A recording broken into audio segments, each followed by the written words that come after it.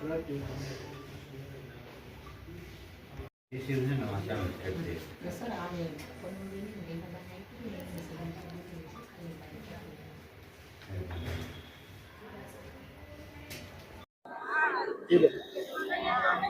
નામ રાઠોડ રાધાબેન ભગવાનજીભાઈ છે।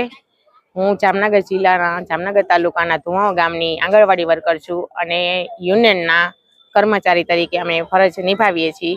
અને આજે જે અમારી જામનગર જિલ્લાની બહેનો છે જે આંગણવાડી હેલ્પર અને કાર્યકર બંને બહેનોની હડતાળ સદંતર આજ અમે કામથી એક દિવસ અડગા રહેલા છીએ।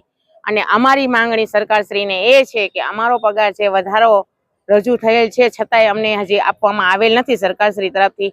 તો જે અમારો પગાર વધારવાનું છે 20,400 રૂપિયા હેલ્પર બેનનો અને 24,800 રૂપિયા વર્કર બેનનો જે હજી હાલ સુધી અમને મળેલ નથી। અને અમારી એના એ જે પગાર છે એટલે એનાથી વધારે અમે કામગીરી કરીએ છીએ છતાંય હજી અમારા બહેનોને એ પગાર હજી મળેલો નથી।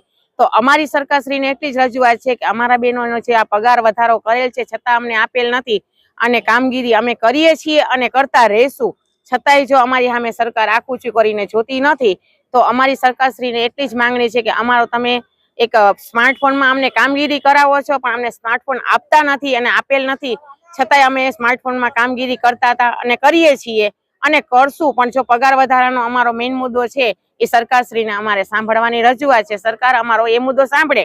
અમે આજે કામમાં એક દિવસ એટલે અડગા રહેલા છીએ કે અમારું એ સાંભળતા નથી તો અમે કામ કરીએ તો એનાથી અમને કોઈ જ વાંધો નથી, પરંતુ સરકારશ્રીને અમારી એટલી વિનંતી છે કે એ અમારું સાંભળે ને 16 તારીખે જે